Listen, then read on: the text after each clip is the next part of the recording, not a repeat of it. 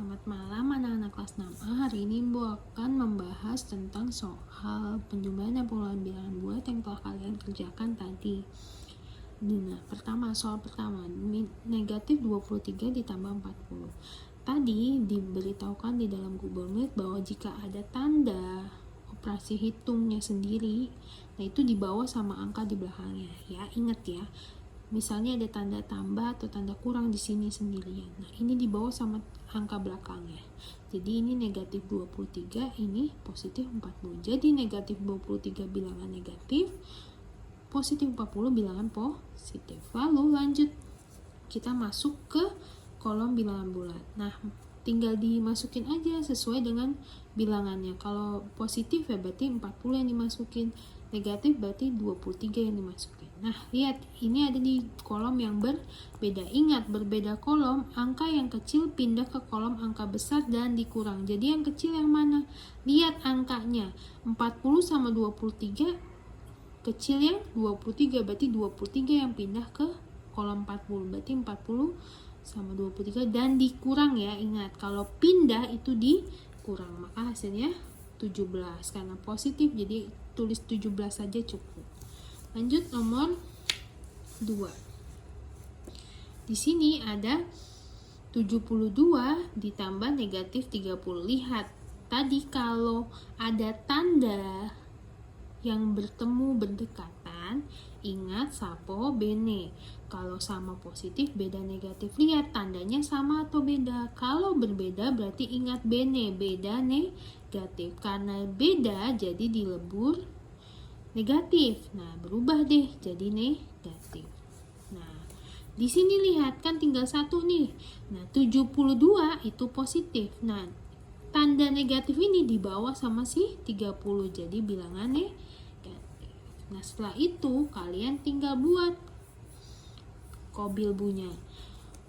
Di kolom positif isi 72 karena bilangan positif, di kolom negatif isi 30 karena bilangan negatif. Sama, ingat berbeda kolom, kolomnya beda nih. Angka yang kecil pindah ke kolom angka yang besar. Nah, yang kecil yang mana? 72 atau 30? Yang kecil adalah 30, maka pindah ke kolomnya 72. Lalu hasilnya dikurang jadi 42. 42 ini bilangan positif karena hasilnya itu ada di kolom positif, maka cukup ditulis 42. Oke, sekarang kita lanjut ke nomor 3. Di sini ada soal negatif 42 dikurang negatif 10. Lihat ada tanda yang bertemu berdekatan, maka ingat sapo bene. Sama positif, beda negatif. Karena tanda ini sama-sama negatif, maka dilebur jadi positif. Hasilnya adalah dilebur menjadi tanda positif. Nah, kita bagi sekarang. Negatif 42 itu bilangan negatif. Nah, tanda positif ini dibawa sama si 10. Jadi bilangan positif. Jadi 10 ini bilangan positif. Nah, sekarang kalian tinggal masukkan ke dalam kobilbu. Negatif 42 masuk ke kolom negatif, positif 10 masuk ke kolom positif. Ingat, berbeda kolom, angka kecil pindah ke kolom angka besar dan dikurang. Berarti yang lebih kecil yang mana? 10 atau 42? Yang lebih kecil 10, maka 10 yang pindah ke kolom 42. Setelah dikurang, hasilnya 32.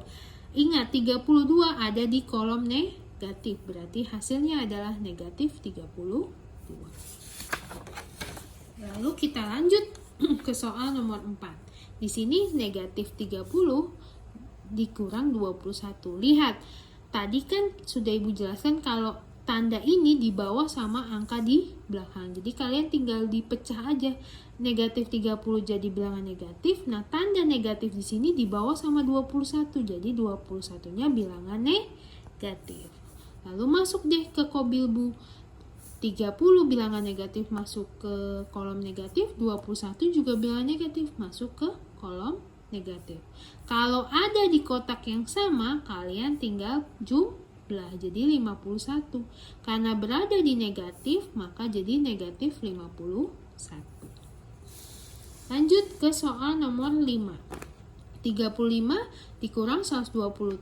Tadi kan sudah diingatkan kalau ada tanda negatif di tengah-tengah seperti ini. Nah, ini dibawa sama angka di belakangnya. Jadi dibawa ya. Jadi 35 ini tetap bilangan positif. Nah, 120 ini ngebawa tanda negatif ini jadi negatif 120. Tinggal masuk deh ke Kobilbu. Tanda kolom positif diisi sama 35 karena dia bilangan positif. Kolom negatif diisi sama 120 karena dia ngebawa tanda negatif jadi negatif. Kalau berbeda kolom diapain ya? Di angka kecil pindah ke kolom angka besar. Nah, dari 35 sama 120 yang kecil itu 35. Maka 35 ya yang pindah ke kolom 120, ke kolom negatif. Lalu dikurang. Kalau pindah terus dikurang. Nah, hasilnya 85. Karena berada di kolom negatif, maka hasilnya negatif 85. Begitu ya anak-anak. Mungkin agak terkesan membingungkan, tapi pelan-pelan pasti kalian bisa dengan banyaknya latihan. Oke? Demikian pembahasan dari soal yang telah kita bahas tentang penjumlahan dan pengurangan. Ibu harap kalian semakin ngerti dan semakin paham ya bagaimana cara menggunakannya dalam penjumlahan dan pengurangan bilangan bulat. Terima kasih.